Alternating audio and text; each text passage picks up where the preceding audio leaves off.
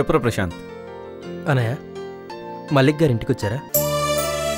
వచ్చినట్టే ఉందిరా, ఇందాక కార్ చప్పుడు వచ్చింది. ఏ వచ్చినట్లే ఏంటన్నయ్య? అందరూ ఇంట్లోనేగా ఉన్నారు. నేను రూమ్లో ఉన్నానురా. ఏమైంది? ఏం లేదు, మల్లిక్ గారు ఇక్కడ భోజనం చేయలేదు. ఇందాక నాన్నగారు మల్లిక్ భోజనం చేసిందా అని అడిగారు. తెలీదు, ఇంటి దగ్గర చేస్తారేమోని అంటే మల్లిక్ గారి గురించి ఎవరు పట్టించుకోవడం లేదు, భోజనం చేసిందో లేదో కూడా ఎవరు పట్టించుకోవడం లేదు అని బాగా ఫీల్ అయ్యారు. సరే, నేను చూసుకుంటాను. నాన్నకి ఎలా ఉంది? ఈ పూట బాగానే ఉందన్నయ్య. సరే, బాయ్. సరే అన్నయ్య. రాగిని, రాగిని. వదినా, నువ్వు వెళ్ళి అన్నయ్య పిలుస్తున్నాడు. నువ్వు చదువుకో.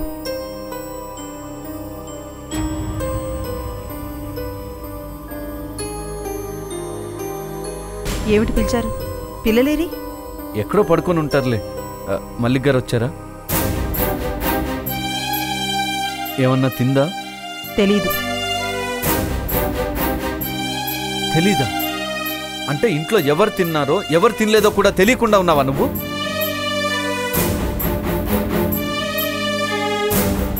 వేరుగా ఎవరు వంట చేస్తున్నారో వాళ్ళని అడగండి, నన్ను కాదు.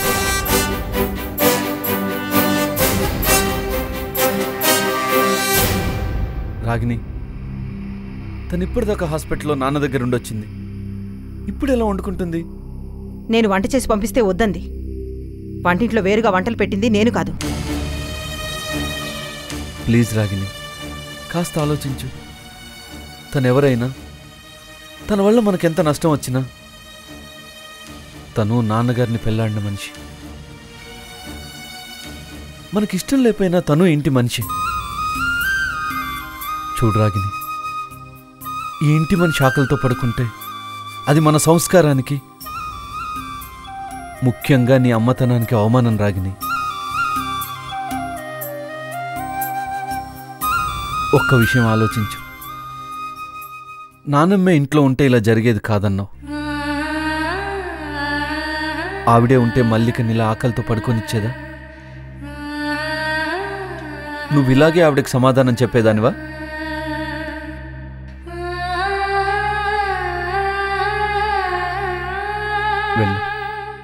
వెళ్ళి ఏముంటే అవి ఆవిడకి పెట్టిరా ప్లీజ్.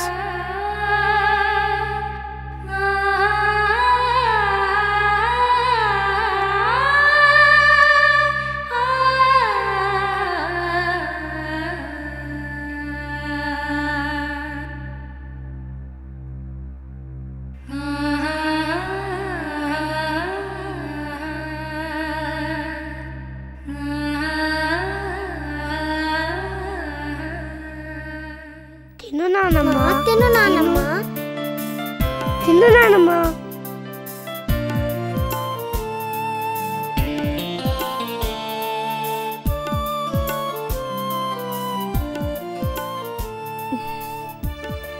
తిను నానమ్మా, తిను. చాలమ్మా, తిను నానమ్మా. ఇవన్నీ నానే కొనిచ్చారు. తిను నానమ్మా. ఇంక తినలేనమ్మా. తాతయ్య ఎప్పుడొస్తారు నానమ్మా?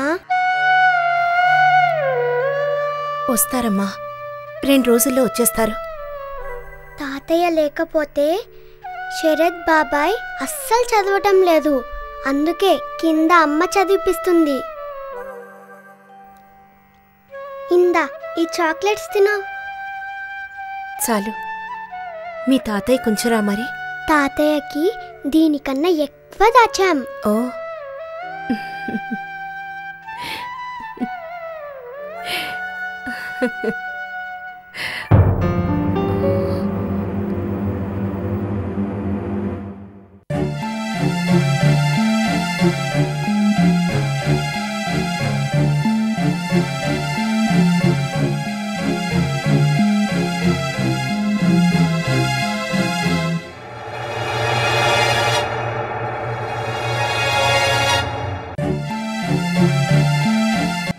ఊహించలేకపోయాను. అదే మీరు భోజనానికి వస్తారని. అందుకే వంట చేయలేదు. ఇవి పర్వాలేదా? టిఫిన్ ఏమైనా చేయమంటారా? అది నేను చేస్తే తినచ్చు అనుకుంటే, పనికొస్తుంది అనుకుంటే.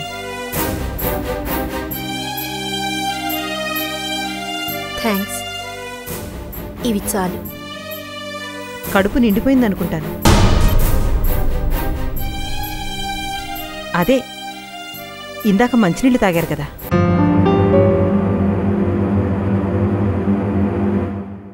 పదండి. ముందు పదండి. రాగిణి గారు, దయచేసి పిల్లల్ని ఏమనకండి. పసివాళ్ళకి ప్రేమించడం తప్ప ఇంకేం తెలీదు. ప్లీజ్ పదండి.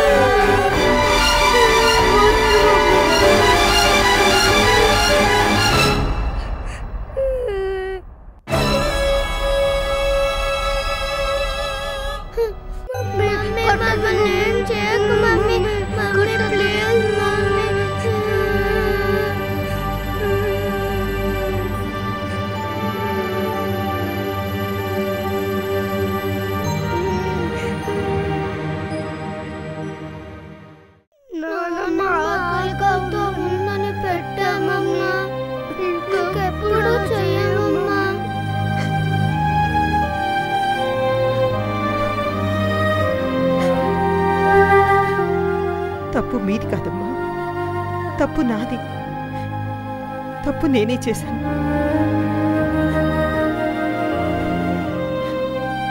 నేను ఈ గడియల్లో పుట్టానో కానీ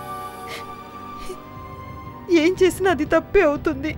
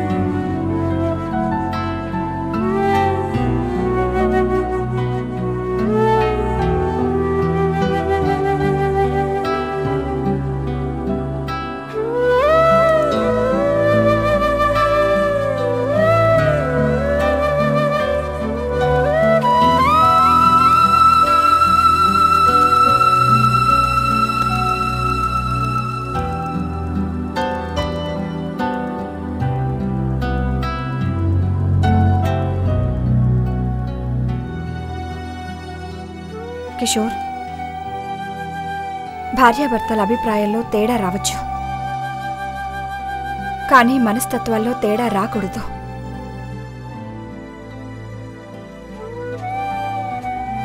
భార్యగా భర్తగా మనం వేరు కావచ్చు, కానీ దంపతులుగా మనం ఒక్కటే. దాంపత్యానికి బహువచనం లేదు కిషోర్.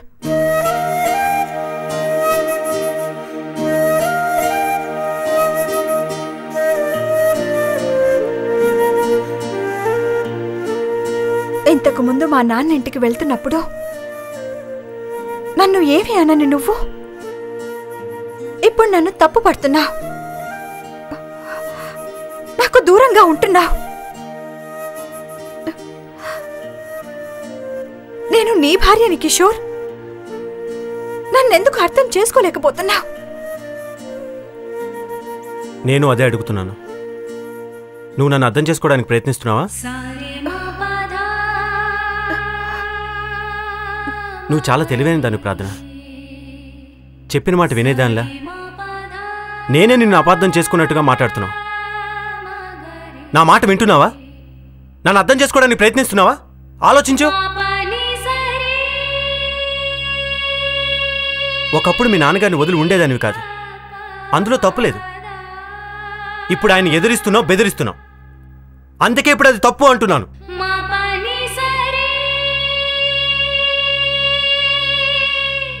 అంటే ఆయన ఏం చేసినా, ఎంత తప్పు చేసినా ఊరుకోవాలా?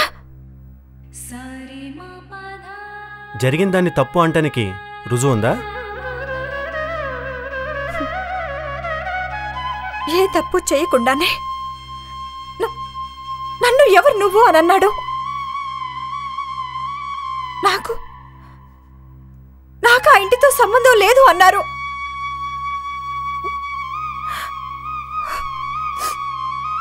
ఏ తప్పు చేయకుండానే ఆయన నిఖిల్కి అంత భయపడ్డా? నువ్వు తప్పు చేయకూడదని, మల్లిక మీద చేయి చేసుకునే పొరపాటు జరగకూడదని నేను కంట్రోల్ చేసి ఉండొచ్చని నువ్వు అనుకోవచ్చుగా?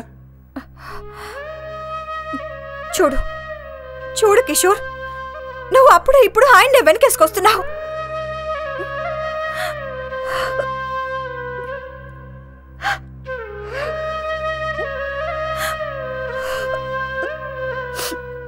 సరే, నీ మాటకే వద్దాం. నేను తప్పు చేయలేదు, ఇదే నా ఉద్దేశం అని ఆయనే చెప్పొచ్చు కదా. ఎందుకు పెళ్లి చేసుకున్నాడో, ఎందుకు పల్లవి శాలిలో పెళ్లి వద్దంటున్నాడో చెప్పొచ్చు కదా.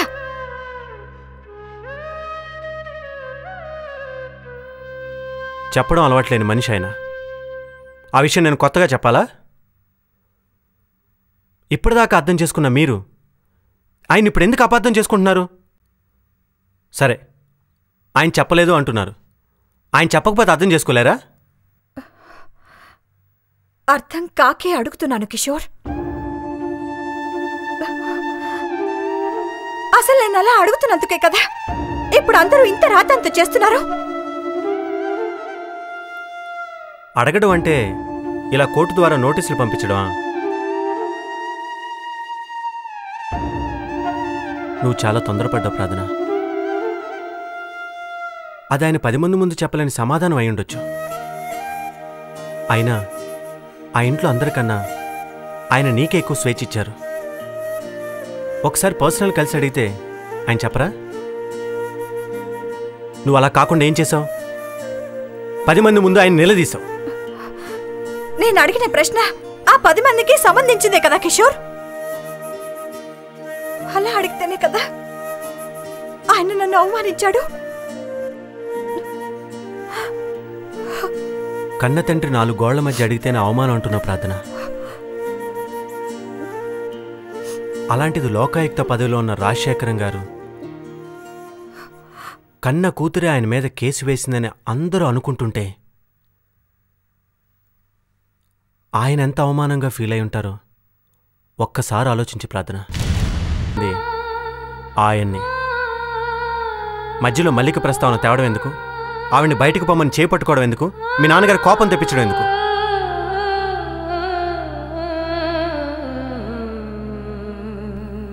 తొందరపడ్డా ప్రార్థన. కనీసం ఇప్పటికన్నా ఆ గాయాన్ని మాన్పే ప్రయత్నించి కేసు వేయడానికి నీ అంతటి నువ్వు ఎలా ముందడుగు వేశావో ఆ ఇంట్లో గొడవలు లేకుండా చేయడానికి అలాగే ముందడుగువే. వెళ్ళి మీ నాన్నగారిని కలు.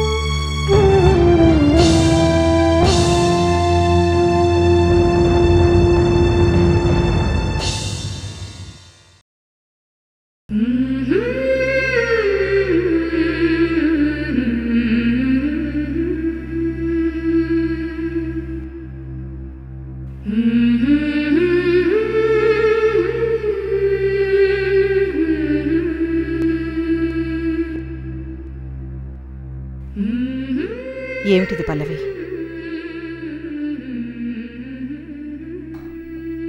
ఇప్పటి వరకు జరిగింది కలైతే ఎంత బాగున్నా అనిపిస్తుంది వదిన. కష్టాలు వచ్చినప్పుడల్లా కలైతే బాగుండును అనుకుంటే ఇక అది జీవితం ఎలా అవుతుంది పల్లవి? జీవితం అంటే కష్టాలు కన్నీళ్ళేనా వదిన? అగ్నిపర్వతం బద్దలైతే లావా వెదజల్లుతుంది, సముద్రం పొంగితే ఉప్పెన వస్తుంది. ఈ రెండిటి వల్ల ఎంతోమందికి నష్టం కలుగుతుంది. ఇలా జరగడానికి నష్టపోయిన వాళ్ళ ప్రమేయం ఏమైనా ఉందా? లేదే. మల్లికెవరు? మనందరికీ సంబంధం లేని వ్యక్తి. తన వల్ల వచ్చే లావా ఉప్పెనలకి మనం బలవుతున్నాం. ఇప్పుడు ఆ విషయం ఎందుకు వదినా? ఆ విషయమే మన జీవితాల్లో విషాన్ని నింపింది.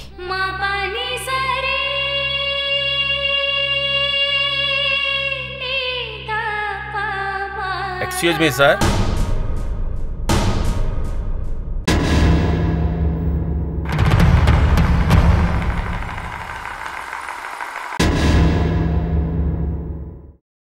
నేను మీ మావయ్య గారిని కలవడానికి వెళ్తున్నాను.